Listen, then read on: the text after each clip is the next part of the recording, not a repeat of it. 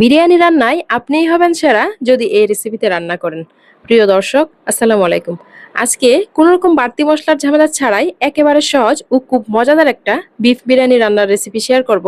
যারা কখনো বিরিয়ানি রান্না করেননি তারাও আমার আজকের এই সহজ বিফ বিরিয়ানির রেসিপি দেখে খুব সহজে বাড়িতেই বানিয়ে নিতে পারবেন। আজকের বিরিয়ানিটি আমি বিফ দিয়ে রান্না করেছি। আপনারা চাইলে সেম ভাবেই চিকেন অথবা মটন দিয়েও রান্না করে নিতে পারেন। বিরিয়ানি রান্না করে নেওয়ার জন্য শুরুতেই চুলায় একটা প্যান বসিয়ে 1.5 কাপ পরিমাণ সয়াবিন তেল দিয়ে দিলাম। এরপর দিয়ে দিলাম 1.5 কাপ পরিমাণ পেঁয়াজের কুচি। প্রথমে আমরা কিছু পেঁয়াজের বেরেস্তা তৈরি করে নিব। পেঁয়াজ কুচিটাকে চুলা আঁচটা মিডিয়াম আঁচে রেখে ভেজে নিচ্ছি। বেরেস্তা ভাজার সময় এই জিনিসটা অবশ্যই খেয়াল রাখবেন, পেঁয়াজ কুচিটা যাতে এত বেশি লালচে না হয়ে যায়।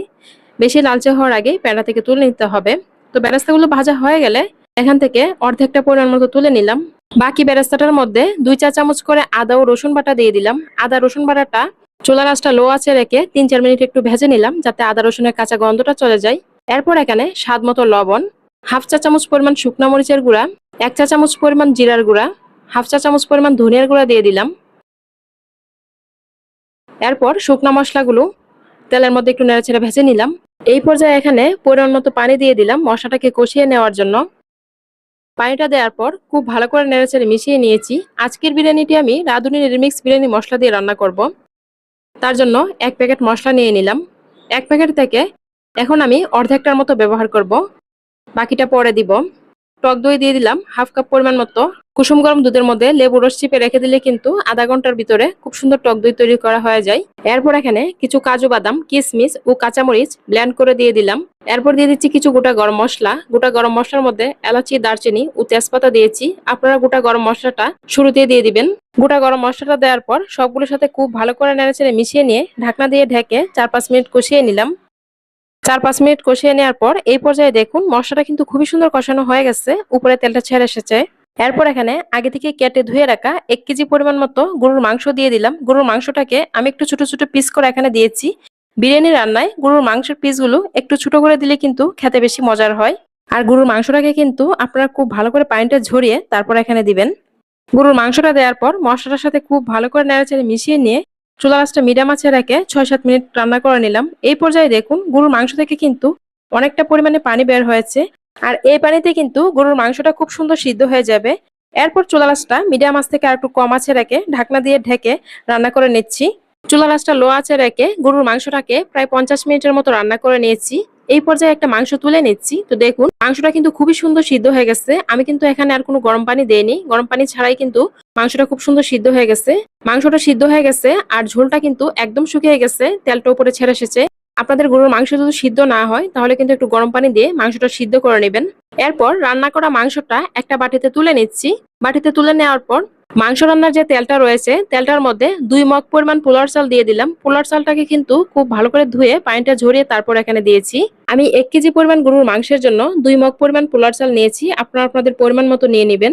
এরপর পোলার চালগুলোকে তেলের মধ্যে খুব ভালো করে নেড়েচেড়ে একটু ভেজে নিচ্ছি। 3-4 মিনিট ভেজে নেওয়ার পর কিছু কাঁচামরিচ দিয়ে দিলাম। এরপর দিয়ে দিলাম পোলার চালের ভাতের জন্য লবণ। লবণ ও কাঁচামরিচটা দেওয়ার পর আরো 2-1 মিনিট ভেজে নিলাম।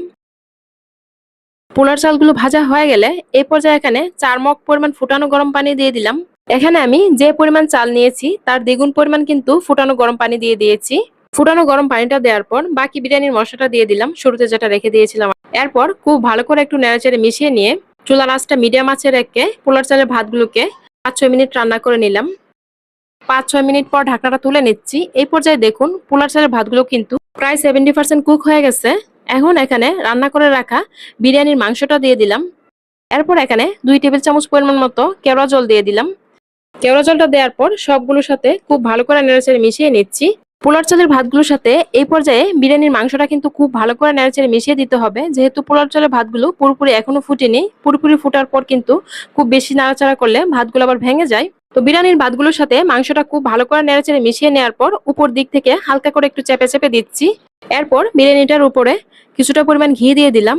এরপর দিয়ে দিলাম শুরুতে যে বেরেস্তাটা তৈরি করে রেখে দিয়েছিলাম বেরেস্তাটা উপর দিক থেকে ছিটিয়ে দেওয়ার পর ঢাকনা দিয়ে ঢেকে চুলা আঁচটা একদম লো আঁচে রেখে প্রায় 10 মিনিটের মতো চুলায় রেখে দিব। বাকি 10 মিনিট চুলা থেকে নামিয়ে রেখে দিলাম। তো আপনাদের সাথে 20 মিনিট পর শেয়ার করছি। ঢাকনাটা তুলে নিলাম। ঢাকনাটা খুলতেই বিরিয়ানি থেকে এত ভালো একটা ফ্লেভার পাওয়া যাচ্ছিল, কি বলবো আর আপনাদেরকে। এরপর বিরিয়ানিটাকে খুব ভালো করে একটু নেড়েচেড়ে মিশিয়ে নিচ্ছি। তো রান্না করা হয়ে গেল আমাদের দারুণ মজার বিফ বিরিয়ানি। বিরিয়ানিটা রান্না করে নেওয়ার পর গরম গরমই একটা প্লেটে সার্ভ করে নিচ্ছি। দেখুন মাশাল্লাহ বিরিয়ানির ভাতগুলো কতটা সুন্দর ঝরঝরা হয়েছে। আজকের এই সহজ বিফ বিরিয়ানি রান্নার রেসিপি কেমন লেগেছে অবশ্যই কিন্তু আপনারা আমাকে কমেন্ট করে জানাবেন। আপনাদের সুন্দর সুন্দর কমেন্ট আমার নতুন নতুন ভিডিও তৈরিতে অনেক বেশি উৎসাহ যোগায়। এরপর একটু লেবু, শসা ও কাঁচামরিচ দিয়ে সাজিয়ে নিলাম।